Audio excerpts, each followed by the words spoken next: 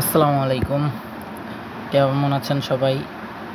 আমি কোনো content creator না আমি কোনো মোটিভেশনাল স্পিকার। আমি একজন সাধারণ ছাত্র, অনার্স ফার্স্ট ইয়ার ফাইনাল দিব এবার। কিন্তু বাংলাদেশের বর্তমান কিছু কারণে আমি মূলত এই ভিডিওটা বানাচ্ছি। আমি কিন্তু কোনো পলিটিক্যালি বা কোনো ধরনের রাজনৈতিক কোনো দল থেকে কিছু বলছি না। আমি আমার একটা পার্সোনাল মন্তব্য দিচ্ছি। যে ইস্যুটা হচ্ছে ওইটা হলো বর্তমানের আদিবাসী বা চট্টগ্রামের যে কাহিনীটা, সেটা কিছুদিন ধরেই দেখছি যে আমাদের চট্টগ্রামে অনেক সমস্যা হচ্ছে, যে আমাদের আদিবাসী ভাই বোনদের নিয়ে অনেকেই অনেক ধরনের মন্তব্য দিচ্ছে। আমি কিছু বলতে চাচ্ছি। আমি কালকে একটা ভিডিও দেখেছিলাম কাফি ভাইয়ের, তো ওখানে সে কিছু বলছিল, ওইটা নিয়ে আরেকজন আদিবাসী ভাই কিছু রিপ্লাই করেছে।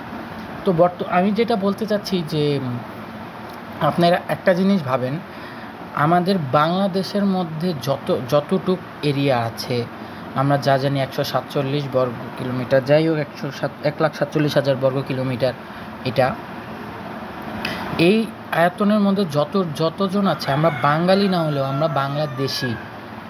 এই উপজাতি ভাই বোন বা আদিবাসী ভাই বোনরাও কিন্তু আমাদের দেশের বাইরের কেউ না, তারা আমাদেরই দেশেরই একটা অংশ, বাংলাদেশেরই একটা অংশ। এই আদিবাসী ভাই বোন বা উপজাতি ভাই বোন আমরা যেটাকে বলি।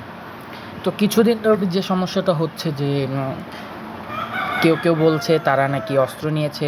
আমি শিওর জানি না, কারণ আমি এত কিছু তো আর ভিতরে দেখিনি। কিন্তু কেউ বলছে তা আদিবাসীরা তাদের নিজস্ব স্বাধীনতা চাচ্ছে, নিজস্ব জায়গা চাচ্ছে, মানে আলাদা ভূখণ্ড চাচ্ছে।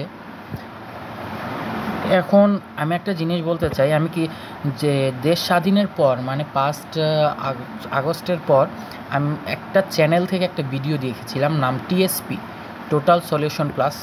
তাদের চ্যানেলে একটা ভিডিও আছে, যে অজিত দেওয়াল নামে একজন ব্যক্তির নামে একটা ভিডিও আছে। এই ভিডিওটার মধ্যে যতটুকু আমি দেখেছি, আমাদের বাংলাদেশেও কিন্তু বর্তমানে সেম কাহিনী হচ্ছে। আমরা অন্যের উস্কানির শিকার হচ্ছি। এই ভিডিওটার মধ্যে অনেকটা বলা আছে কিভাবে অন্যের উস্কানির শিকার হয়েছে বা কীরকম হয়েছে। অন্যের উস্কানির শিকার হচ্ছি। আমি বলবো না আমরা বাঙালিরা সবাই ভালো, মানে আমরা মুসলমানরা সবাই ভালো, আমরা হিন্দুরা সবাই ভালো, আমরা খ্রিস্টানরা সবাই ভালো। আবার এটাও বলবো না সবাই খারাপ।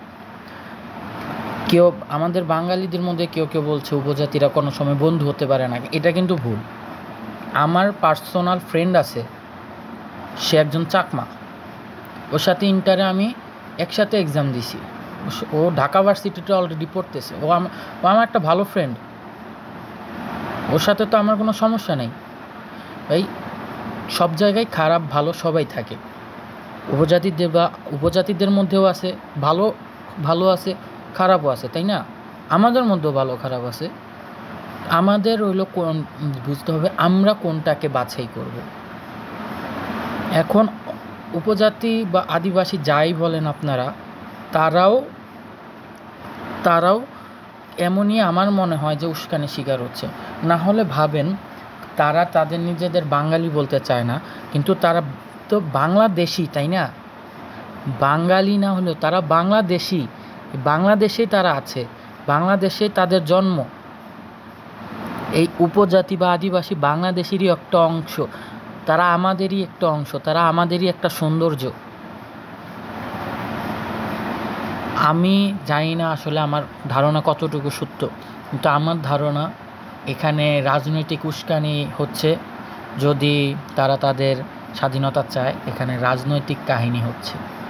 আপনারা একটু ঘাটিয়ে দেখেন ভিতরে কোথায় থেকে এসব হচ্ছে। আর আমি আমার আদিবাসী ভাই বোনদের বলবো যে আপনারাও বাংলাদেশি, আপনাদেরও সমান অধিকার আছে বাংলাদেশে প্রত্যেকটা জিনিসে। এই জন্যই যে আলাদা যদি সত্য হয়ে থাকে, আমি শুনছি, আমি বলতে পারি না, আমি তো আর সব কিছু জানি না, কিন্তু শুনছি যে অনেকেই নাকি তাদের আলাদা স্বাধীনতা চাচ্ছে, আলাদা ভূমি চাচ্ছে। আমার ফ্রেন্ড কোনো সময় আমার ফ্রেন্ডের কাছ থেকে আমি এসব শুনিনি। কারা চাচ্ছে, কারা বলছে তাও আমি জানি না, কিন্তু যদি এসব বলেই থাকে, আমার মনে হয় যে তাদেরকে কি উস্কাচ্ছে। আপনাদের আমি সবাই ফেসবুকে আমি এই ভিডিওটা যে দিচ্ছি, ওইটার কমেন্ট বক্সে আমি ওই চ্যানেলের ভিডিওটার লিঙ্ক দিব, সবাই একটু দেখবেন কীভাবে উস্কানিভাবে একটা দেশকে মানে দেশের মানুষকে অন্যের বিরুদ্ধে যাইতে বাধ্য করা যায়। ভিডিওটার মধ্যে আছে। আমি সবাইকে বলবো যে আমি কিন্তু কারো সাপোর্ট নিয়ে কথা বলছি না, আমি শুধু বলছি আমার মতামত। সবাই একটু ভাইবা দেখেন যে কেন হঠাৎ করে এরকম হচ্ছে। 5 আগস্টের পর থেকে কি হয় নাই আপনারা একটু ভাবেন। উপজাতি ভাই বোনদেরও একটা অধিকার আছে, এটা আমি জানি, সবারই অধিকার আছে। তারাই দেশেরই একটা অংশ, তারা বাংলাদেশের অংশ, তারা আমাদের গর্ব। এই সাথেই আমি আমার কথা শেষ করছি। যদি আমার কথায় কোনো ভুল ত্রুটি থাকে ক্ষমা করবেন আমাকে। আসসালামু আলাইকুম।